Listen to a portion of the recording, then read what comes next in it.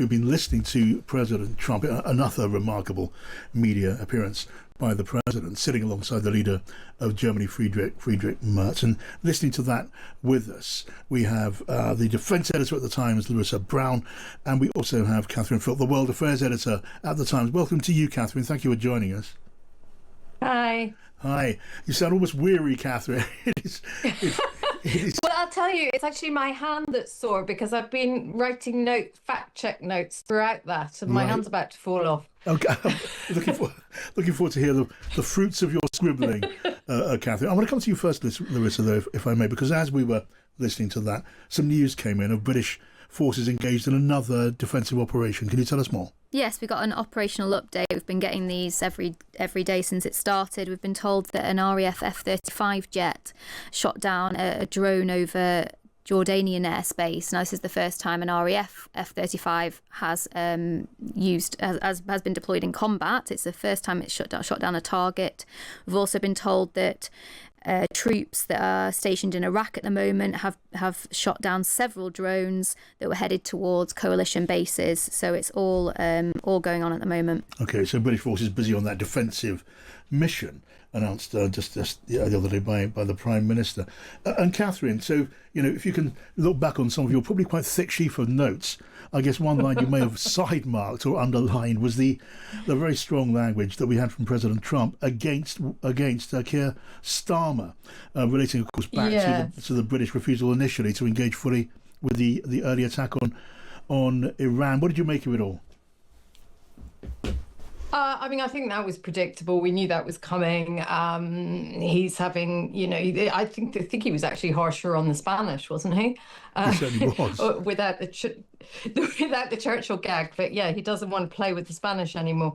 I thought it was quite interesting that the Gulf states have got a pass on the fact that they didn't want to get involved in this either or have their airspace used for any of these attacks. But and I'm sure Larissa can speak to this too. The fact is that we've been talking a lot about whether they would now get involved and allow the bases in their countries to be used for strikes. But my understanding is that actually the US don't want or need those positions because they are actually more vulnerable to Iranian missile and drone fire, and they don't want to move jets forward. And what they do want, and why he is so annoyed with the UK, is they want those longer range bases like Diego Garcia, where they can launch these large bombers. The other standout, some of this is just stuff we hear time, but I thought the biggest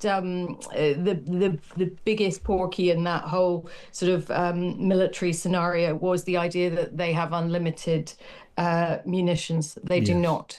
And I also thought it was extraordinary that he claimed that they hadn't given any to the Middle East. They'd only given it to Ukraine. And I can only imagine that Donald Trump is not thinking when he says that of the fact that Israel is in the Middle East, because a lot of those defensive munitions were expended during the conflict last June with Israel. But the fact is, this is a problem everyone has at the moment, that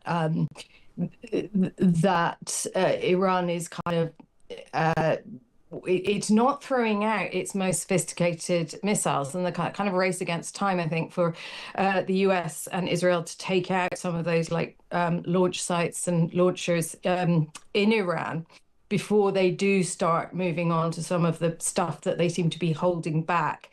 They seem instead to be using the cheaper munitions like the drones and swarming them on the Gulf states to exact cost and create political pressure on them to pressure Trump. They're not throwing that much at Israel at the moment.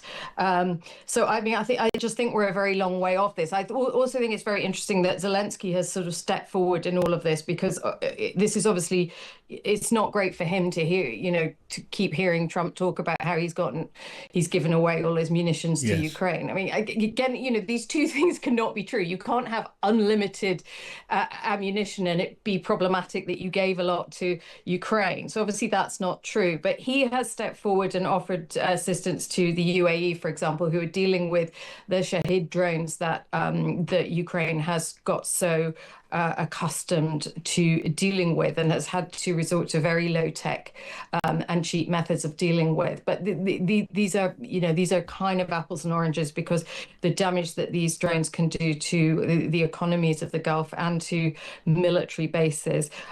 If, to be honest, if in Ukraine, when Russian munitions are headed towards very important military sites like that, like Akrotiri, that is when the Ukrainians use the Patriots and the Western stuff they have. Yes, I'm just worth pointing out the cost of a Patriot missile is around $4 million. A Shahed drone costs roughly $20,000.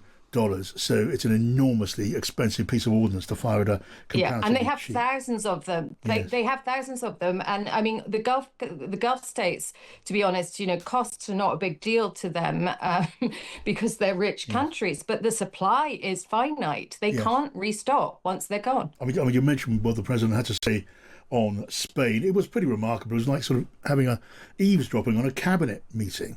We had the president talking there in the room in front of all the journalists who were there about Spain, talking about cutting off ties with Spain, an embargo, a trade embargo against Spain. And there was the Treasury Secretary there, Scott Bessent, saying, yes, you can do that, Mr. President. Just an extraordinary moment. But Catherine, if that were to happen, you always have to add if, don't you, when it comes to these scenarios.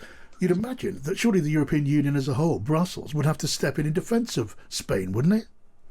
Yeah, they absolutely would. And he's also, I mean, an embargo on an individual European country is, that's above my pay grade. But what I can tell you is that he's wrong about the Supreme Court judgment. He thinks that Kavanaugh gave him a way out, and there's another law that he can resort to make his tariffs legal.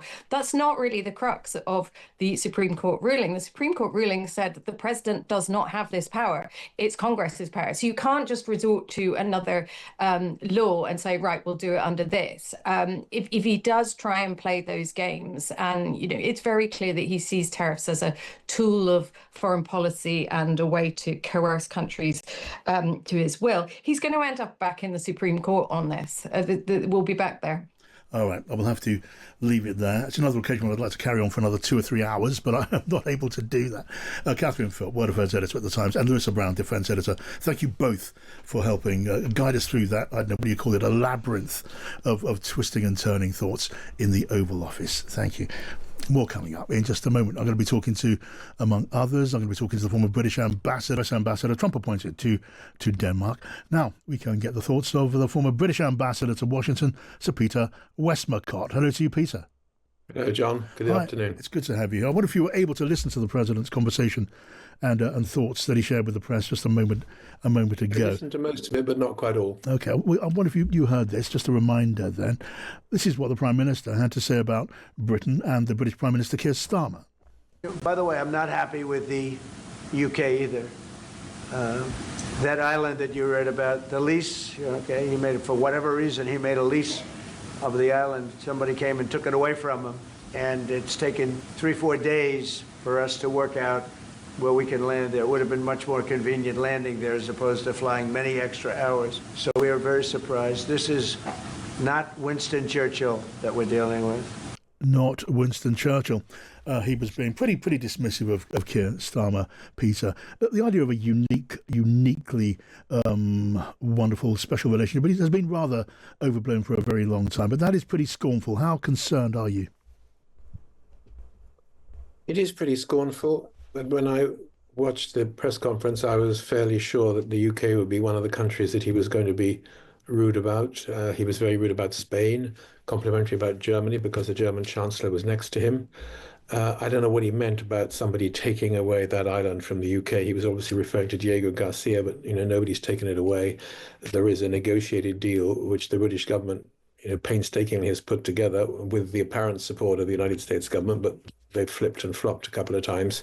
And he's impatient about that because, almost irrespective of the deal, which hasn't yet been formally put together, the Prime Minister obviously decided that he was unable to give his consent for US bases on British territory, including Diego Garcia, but also places like RAF Fairford in Gloucestershire, to be used for what he felt were offensive operations. And therefore, the Americans had to find other ways of launching their attack on Iran.